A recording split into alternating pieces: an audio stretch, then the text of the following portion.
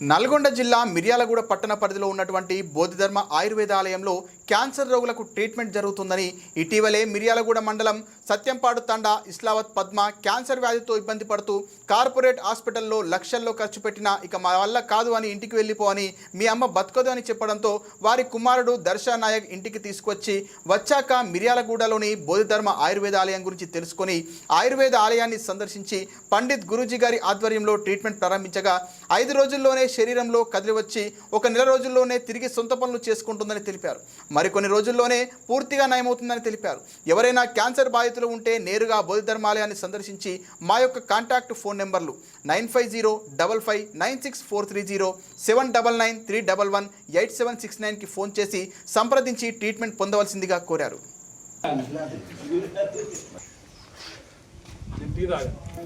ప్రపంచంలో అతిశయమైంది కదా ఒకటే అక్కడ వాళ్ళ గుడి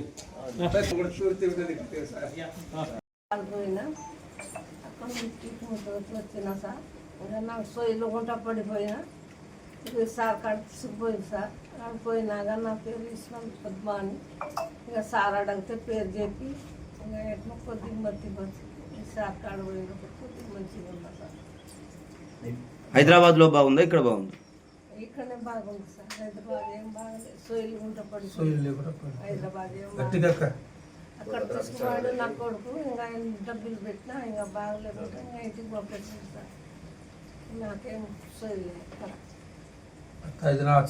తీసుకుపోయి సార్ కాడకు తీసుకుపోయింది కూడా నాకు గుర్తులేదు సార్. తర్వాత 2-3 రోజులు గుర్తు వచ్చింది. తర్వాత కొద్దిగా మంచిగా వచ్చింది లేచి సార్ ఇంకా లేచి తిరుగుతున్నా సార్. పేరు పద్మ. హైదరాబాద్ తీసుకుపోయారు, హాస్పిటల్ తీసుకుపోయినప్పుడు మా కొడుకు నాకు పిలిచిండు, ఫోన్ చేసి పిలిస్తే పోయిన తర్వాత అక్కడ ఏ డాక్టర్లు కూడా ఇప్పుడు ఏజ్ అయిపోయింది మాకు వల్ల కాదు ఇంటికి తీసుకొచ్చినాం. 5-6 రోజులు దాకా ఇంటికి వచ్చినాక పాలు లేదు, నీళ్ళు లేదు, అన్నం మర్చిపోయింది. ఒక మనిషికి సోయి లేకుండా చూస్తుంది కానీ ఏ మనిషికి గుర్తు తెలియకుండా ఉంది. పడిపోయి రేపో మాపో అయిపోద్దని చుట్టాలు వచ్చిర్రు, అందరు చూస్తుంటే ఇక మేము ఇక అయిపోయిందని ఆశ వదులుకొని ఉన్నాం. అయిన తర్వాత మా అల్లుడు ఒకడు నరేష్ అని, ఇక మా సార్ చిట్టుబాబు సారు ఈయనకు ధర్మబోధకు ఇక్కడ వస్తే బాగా వైద్యాన్ని అంటే వాళ్ళు వచ్చిర్రు కారు తీసుకుని. వచ్చిన తర్వాత మేము కూడా ఇక లాస్ట్ ఫైనల్ ఇది ఒకటి చూద్దాం, ఇంత పెట్టినాం కదా, లక్షలు పెట్టినాం కోట్లు దాకా, ఇది కూడా ఒకటి చూద్దాం. సరే ఒక 3 రోజులు అమ్మాయి ఎగ్జామ్ రాసి వచ్చిందాగా చూద్దామని ప్రయత్నంతో తీసుకుపోయినాం. వారం రోజులనే మంచిగా లేచి బాత్రూమ్కి పోతుంది, లెట్రూమ్కి పోతుంది, స్నానం చేసుకుంటుంది, ముఖం కడుక్కుంటుంది, ఒక జావ తాగుతుంది, జొన్న బువ్వ కొర్ర బువ్వ తింటుంది సార్. ఇప్పుడైతే మంచిగా ఉంది సార్. మాకు ఆరోగ్యం కూడా మాకు అందరికీ ఇంట్లో మంచిగా ఉంది. ఇప్పుడు ఈరోజు చాలా ఆనందంగా ఉంది. ఎందుకంటే వాళ్ళ కుటుంబ సభ్యుల సహకారంతో, అంటే చాలా మంది మా దగ్గర క్యాన్సర్ బారిన పడ్డోళ్ళు వస్తుంటారు కానీ కుటుంబ సభ్యుల ఆదరణ అనేది చాలా ఎక్కువ. వాళ్ళు ఏంటంటే ఆమె కూర్చునే పరిస్థితి కూడా లేకుంటే అది ఒక ప్రక్రియ ఉంటుంది, పాదశుద్ధి చికిత్స అని. దాన్ని ఎంత బాగా చేయించారంటే అంత బాగా చేయించారు. అసలు నేనే ఆశ్చర్యపోయినా. వాళ్ళ కుటుంబ సభ్యులు 4 కూర్చొని ఆమెకు ముచ్చట చెప్పుకుంటూ చాలా రికవరీ చేశారు. క్యాన్సర్ ఎవరు బాధపడాల్సిన అవసరం లేదు. క్యాన్సర్ మన పరిసర ప్రాంతాల్లో మొక్కలు వాటితోనే కొన్ని మూలికలు మీరు ఇవ్వడం జరుగుతుంది, అంతే తప్ప ఇది పెద్ద సమస్య కాదు. ఇక్కడ ఏంటంటే నమ్మకం ఫస్ట్. ఈ సారు దసరు గారు PhD చేసిండు.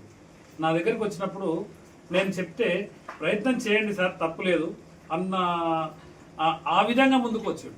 అందరు కూడా అదే విధంగా కనుక ప్రయత్నం చేస్తుండు, మనం కూడా దీన్ని ఉపయోగించుకుందాం అనుకోవాలి. కానీ ఏదో బట్టగాల్సి మీదేసి ఈయనే మనుషులు చంపుతుండు అని అనకుండా ఆయుర్వేదాన్ని కనుక ఫస్ట్ కనుక మీద ఏమైనా సమస్య వస్తే తప్పకుండా ఆయుర్వేదం 6000 సంవత్సరాల చరిత్ర ఆయుర్వేదం.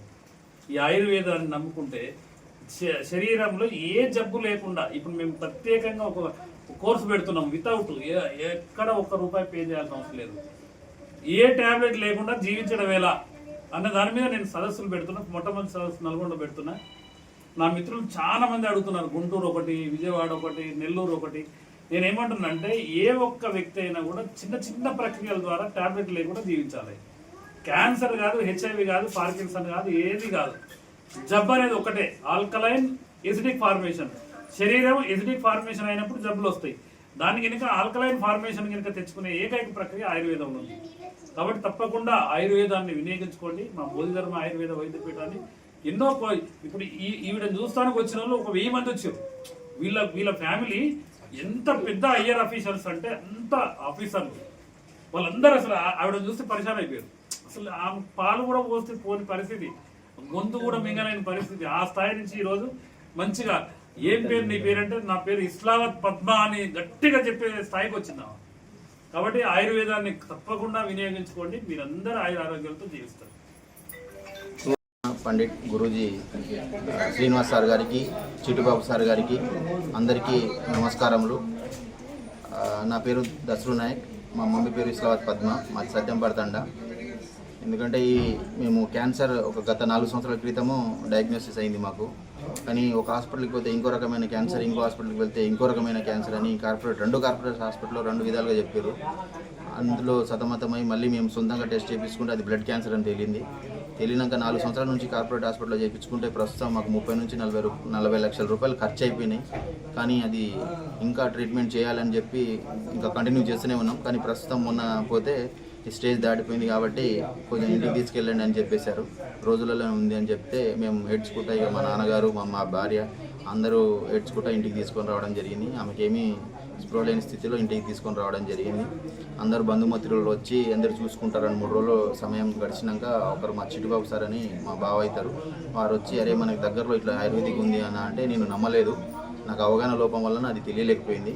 కాబట్టి మా సెంటర్ని సంప్రదిస్తే మా అమ్మగారు ఇప్పుడు 3-4 రోజుల్లో మేము మా బంధుమిత్రుల సహాయంతో ఆమెకి వాళ్ళు అనుకున్న రీతిలో మేము ఎక్సర్సైజ్ చేపించడం జరిగింది. ఆ ట్రీట్మెంట్ మాకు కరెక్ట్ అందింది కాబట్టి ఇప్పుడు ఆమె కరెక్ట్ 20 డేస్లోనే లేచి ఆమె నడవడం స్టార్ట్ చేస్తుంది. ఆమె అంతటా ఆమె అన్నం తింటుంది, అన్ని పనులు ఆమె సొంతంగా చేసుకుంటుంది. కాబట్టి బోధిధర్మ ట్రీట్మెంట్ తక్కువ ఖర్చుతోటి అండి, అక్కడ 30 లక్షలు అయింది, ఇక్కడ 30,000తో ఆమె మనుషులు లేస్తుంది. తక్కువ ఖర్చుతోటే కొంచెం మంచి మనకు ఆయుర్వేదిక ట్రీట్మెంట్ ఉంది కాబట్టి దాన్ని సద్వినియోగం చేసుకోవాలా. బోధిధర్మ సెంటర్ వారికి కూడా నేను పండిట్ సార్కి విన్నవించుకునేది ఏంటంటే నాలాంటి పేద ప్రజలకి, మాలాంటి వాళ్ళకి ఈ ట్రీట్మెంట్ని అందరికీ అందుబాటులో ఉంచి అందరికీ సేవ చేయాలని కోరుకుంటున్నాను. Thank you.